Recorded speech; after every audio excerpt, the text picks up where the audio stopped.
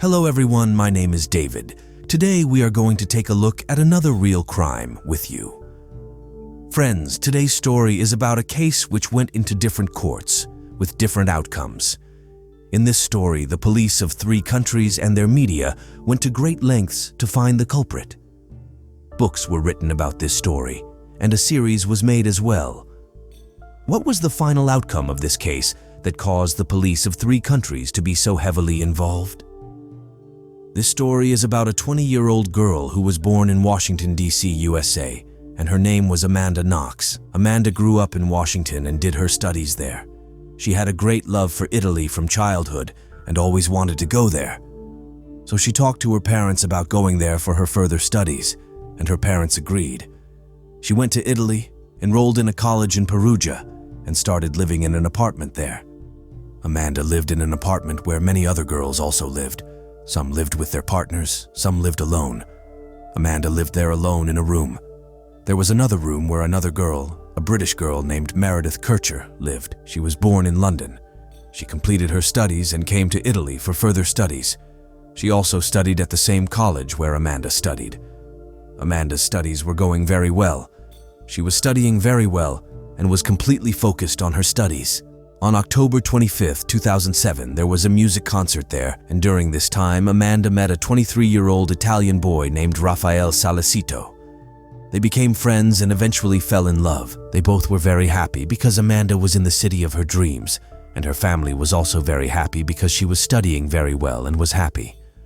On December 2nd, 2007, in the morning, Amanda wakes up and she goes out of her room. She sees bloodstains on the bathroom door. When she goes inside the bathroom, she sees that there are bloodstains even on the sink and on the toilet seat. She really wonders and thought what happened here, as this has never happened before. Then, she goes to another bathroom to use it, but when she goes there, she finds the same stains there too. She starts thinking that someone from outside might have come here. Then, she goes outside the room where Meredith was staying, knocks on her door, but she doesn't get any response. Then, Amanda tries to call her, but she doesn't pick up the phone. Amanda called Meredith's parents and told them that she was not opening the door and not answering her phone. Then her father said, "Don't worry, call the police." She then called the Italian police and told them everything. After a while, an Italian police officer arrived and tried to open the door, but there was no response from inside, and the door did not open. At that point, they thought they had to break the door. When they broke the door and went inside, they were surprised by what they saw in front of them. Meredith was lying lifelessly on the bed. She had very deep marks on her neck and all over her body. The police officer quickly informed his colleagues, and they quickly brought an ambulance there. The police then questioned everyone there, asking who was her friends and who was her enemies. Those people told everything, and then the police asked Amanda what was the whole story. She said that she had gone to the bathroom, and when she opened the door, she saw bloodstains all over there, which scared her. So she came to tell about the bathroom to Meredith, but she didn't respond, which is why I called you. The police then asked, "So everything happened here and you didn't even know?" That's when Amanda said, "I was with my boyfriend." Then the police also questioned Raphael, and he also said that yes, we were both together and we didn't see anything. We didn't hear anything.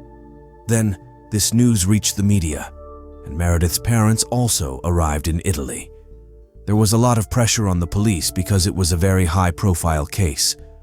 At first, the police had this thought that the murder was done by someone living inside the apartment, and the first suspect was Amanda, because she was the only one who suspected the bloodstains, and she was the first who called the police. Now the police suspected Amanda and her boyfriend, and they wanted to investigate them. So they sent police officers to Raphael's house, where they found a knife in their search, which had marks of Raphael and Amanda's hands. During this time, the post-mortem report also came, which revealed that Meredith had been attacked 50 times and was also sexually assaulted. The police became absolutely certain of their suspicion on both of them because their fingerprint also matched with knife, and the police had arrested Amanda Knox and Raphael. After Amanda was arrested, news started coming out in the newspapers because she was from Washington and came from a good family. She was very beautiful and her face looked innocent, which is why people became very interested in this case. Along with Amanda's photo, many stories started appearing in the newspapers, and this became a sensation in America as well. People in America also showed a lot of interest in this case, and people in Britain also kept a close eye on this case because the victim was British and the one accused in this case was American, and where the murder happened was Italy. Now, the police had to find out why they had killed Meredith, but so far this was not at all certain, and no one had found any evidence that this was did by Amanda and her boyfriend. But the police still arrested them based on the evidence which they had. In 2009, both of them were presented in court, and there they were sentenced to 25 years, but Amanda was not ready to accept that she had committed this murder. And when this was going on, another thing came up that in 2007, African man named Rudy Guide was caught by the police on charges of drug. But police found that Rudy also involved in Meredith's case, and then the police matched the fingerprints of Rudy with the fingerprints found from the crime scene. When the results came in, even the police were surprised because the fingerprints matched. Then the police were really confused about what to do, because Amanda and her boyfriend had already been sentenced to 25 years, and now this new information had come up. However, the police hadn't told anyone yet that someone else's fingerprints had also matched, because they had arrested Amanda and her boyfriend based on all the other evidence they had found. The court had already sentenced them, but Amanda and Raphael's fingerprints were not matching with the fingerprints found in the apartment. The police had arrested them solely on the basis that both of them were present in the apartment at the time of the incident.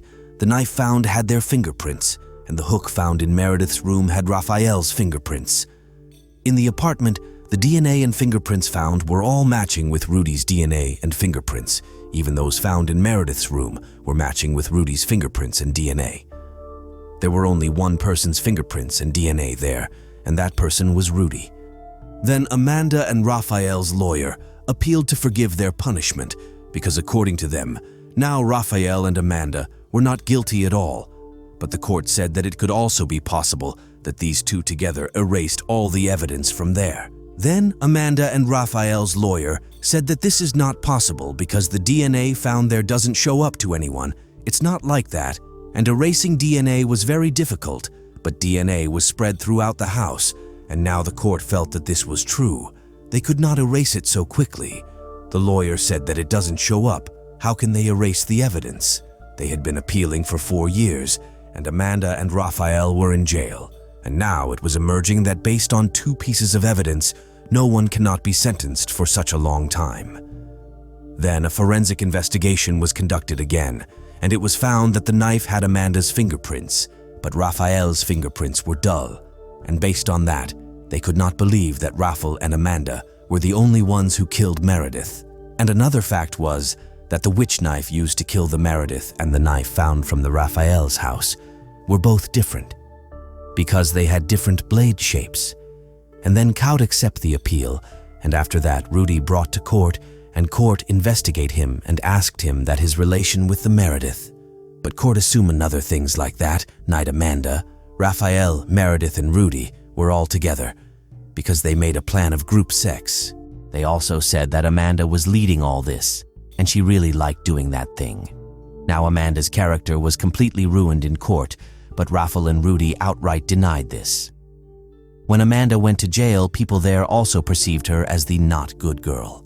Now, there were different reports in all the media about Amanda, to the extent that officials issued a statement that Amanda had tested positive for HIV. However, it later turned out that this information was completely false. Nothing of the sort had happened. Now, amidst all these reports, the court heard their appeal again in 2011 and reopened the case. All forensic reports and evidence were kept there, and now the court has come to the conclusion that based on all this evidence, we cannot keep Amanda and Raphael in jail. The court has decided to retract their punishment and release them from jail. Raphael and Amanda are released from jail, and as soon as Amanda steps out, she has to catch the first flight home. She then takes a flight to Washington, where the media gathers at the airport for a press conference. People were very eager to know about Amanda, and many gathered to get information because people were very interested in her life, what she was doing, and where she was going. But the story doesn't end here. In 2013, the Supreme Court of Italy ordered Raphael and Amanda to be arrested again because the evidence against them was enough to arrest them again. When this news reached Amanda in America, she said she would not return to Italy.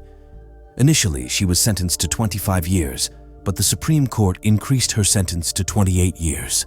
And when Amanda was asked if she would go there, she said she didn't want to go there.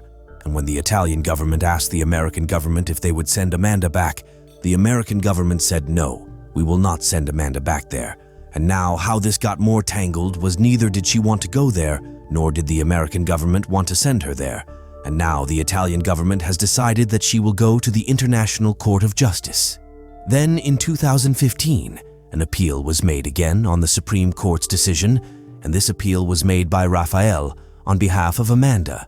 And then on March 27, 2015, the Supreme Court reversed its decision again. They said that whatever evidence has been found there and whatever we have found so far, even on that basis, we cannot arrest Raphael and Amanda, and they also dismissed the case against Raphael and Amanda. Now the point to consider is that if both were innocent, then who did it? Now the Italian government considered Rudy guilty, and when this was investigated, it was found that in 2007, he reached her apartment, he was in a state of drug intoxication, and he had also given drugs to Meredith, and in this state he assaulted her, and after that he killed her, and because of this, his fingerprints and DNA were everywhere in the apartment. Considering all the evidence, the Italian court sentenced Rudy to jail for 25 years, but later reduced his sentence to 16 years due to his good behavior. In 2021, he appealed in court to end his sentence because only 1 or 2 years were left in his sentence. The court accepted his appeal and released him from jail. On the other hand, Raphael had recently given an interview where he mentioned that spending 4 years in jail resulted in him not finding a good girl or a good job, ruining his life. Currently, Amanda is living in America and is very happy with her life. She got married to a guy in Washington, and now they have a child together. When she found out that Rudy was arrested by the Italian police, she said that if the Italian court had done this earlier, she wouldn't have faced so many hardships, and her good years wouldn't have been ruined. So, this was today's story. Thank you for joining us on this journey today. We hope you enjoyed the content and found it valuable. If you did, don't forget to hit that like button and subscribe to our channel for more insightful videos like this one.